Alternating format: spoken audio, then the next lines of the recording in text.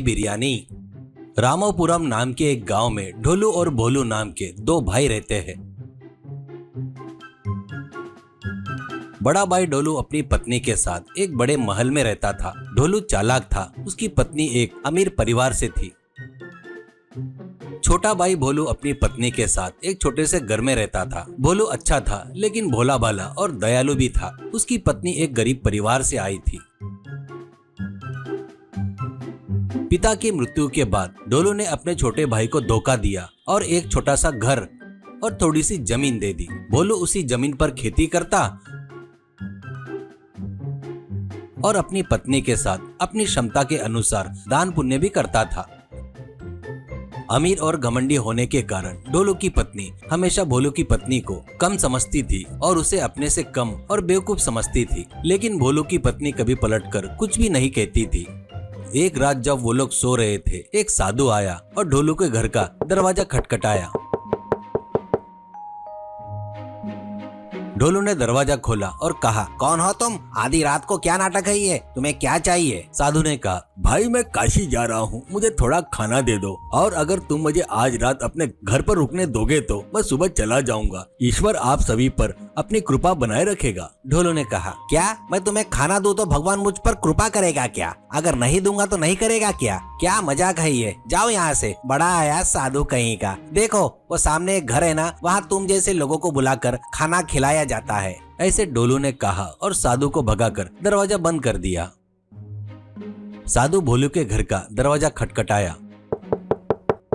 गोलू और उसकी पत्नी बाहर आते हैं। बेटा मुझे बहुत भूख लगी है, थकान भी महसूस हो रही है। मैं काशी की यात्रा करने पैदल जा रहा हूँ। कृपया करके मेरी भूख मिटाकर आज की रात आपके घर में आश्रय दिए तो आपको बहुत पुण्य मिलेगा। सुबह होते ही मैं अपने रास्ते चला जाऊंगा। ऐसा कहता है तो गोलू, अरे कैसी बात कर रहे हो जी, आप पुण्य कार्य के लिए जा रहे हो आप तो मैं आपको नहीं तो और किसको आश्रय दूंगा बताओ? ऐसा कहता है हाथ जोड़कर। तब गोलू की पत्नी, अंदर आइए स्वामी जी, आपके जैसे हमारे घर पर आना हमारी किस्मत है। ऐसा कहती है।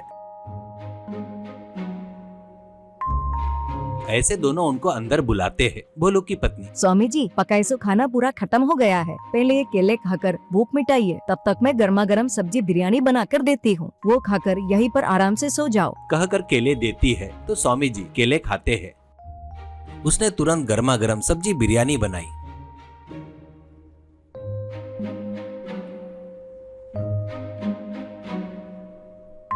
बिरयानी खाकर स्वामी जी ने उनकी तारीफ की और कहा, बहुत स्वादिष्ट है। उसके बाद भोलू और उसकी पत्नी ने साधु के सोने के लिए बिस्तर लगाया और पंखे से हवा कर रहे थे कि जब तक वो सो न जाए।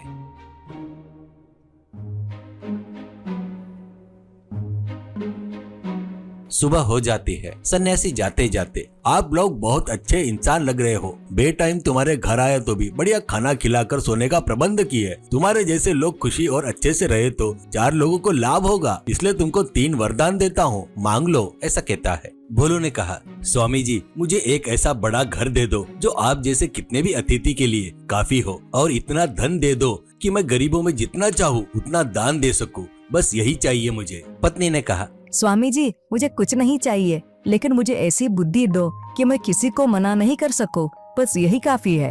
अब तीसरे वरदान के लिए भोलू ने कहा, स्वामी जी हमें हमेशा दूसरों का भला करने की बुद्धि बनाए रखने का वरदान दो। साधु ने ओम तत्सत कहकर आशीर्वाद दिया और चले गए। सुबह ही नींद से जागकर बाहर आया ढोलू जोर से चिल्लाता है। यह सुनकर उसकी पत्नी दौड़कर आई और पूछा, क्या हुआ? ढोलू ने तब भोलू का घर दिखाया। यह देखकर वह हैरान हो गए क्योंकि भोलू के छोटे से घर की जगह पर अब वहाँ पर एक बहुत बड़ी कोठी, महंगी कारें थे। तुरंत दोनों भोलू के पास आकर क्या हुआ करके पूछते हैं। भोलू, कल रात में एक सन्यासी आधी रात को घर आकर भूख लगी है करके बोला भैया, वो काशी जा रहा है करके बताया। मुझे उसको देखकर दया आई तो मैं उसको अंदर बुलाकर खाना खिलाकर रात में यही सोने को बोला। वो बहुत खुश हो गए, वो बहुत अच्छे थे। सुबह ही जाते जाते 3 वरदान देकर गए। उनके पुण्य के कारण ही ये बंगला कार्य है। ऐसा कहता है भोलू की पत्नी। हाँ जी, वो सच में बहुत अच्छे इंसान है। उनको बहुत सारे मंत्रों की विद्या आती है शायद। उन्होंने सोचा तो किसी को भी कोई भी वरदान दे सकते हैं। ऐसा कहती है। वो सुनकर ढोलू और उसकी पत्नी चौंक जाते हैं। ढोलू और उसकी पत्नी घर आकर ढोलू से कहा। ये क्या किया तुमने? अगर उस रात उस साधु को खाना खिला दिया होता तो वरदान हमें ही मिलते थे। अभी भी कुछ नहीं बिगड़ा। वो साधु ज्यादा दूर तक नहीं गया होगा। तुम तुरंत अपना घोड़ा लेकर जाओ और साधु को हमारे घर वापस लेकर आओ। हम भी उनकी सेवा करेंगे और वरदान मांगेंगे।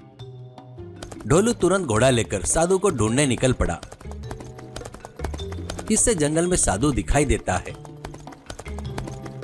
वो उनके पास जाकर, स्वामी जी कल मेरे से गलती हो गई, मुझे माफ कर दो करके पैर पकड़ने जाता है तो वो, अरे बेटा रुको रुको कहकर उसको उठाकर, मैंने कुछ भी नहीं सोचा जी, घर पर आए हुए को मना करने का हक घर के मालिक को हमेशा रहता है, इसमें तुम्हारी गलती कुछ भी नहीं है, ऐसा कहता है। ढोलू, आप शायद सच कह रहे हो, पर आपके जैसे बड़े आदमी को अतिथि सम्मान नहीं देना बहुत बड़ा गुनाह है। इससे बड़ी गलती दूसरी कोई नहीं रहेगी। वो गलती सुधारने का मौका एक बार दीजिए। कृपया करके हमारे घर पर आए तो आपका अच्छे से सम्मान करेंगे। मेरी पत्नी भी मुझसे वही बात बताकर आपको कैसे भी करके लेकर आओ करके बोली है। सन्यासी, अरे बाबू, मैं अपने रास्ते काशी जा रहा हूँ, अभी बहुत देर हो गई, अभी वापस पीछे आ नहीं सकता, आया तो और भी देर हो जाएगी, कृपया बुरा मत मानना, आप जाइए। ढोलू, वैसा मत बोलो स्वामी जी, आप ऐसे बोल रहे हो तो मेरे दिल में तकलीफ हो रही है, पता है क्या। ठीक है, आप नहीं आए तो कोई बात नहीं, मेरे भाई को दिए जैसे 3 वरदान मुझे भी दो स्वामी जी, तब हमको तृप्ति मिलेगी स्वामी जी,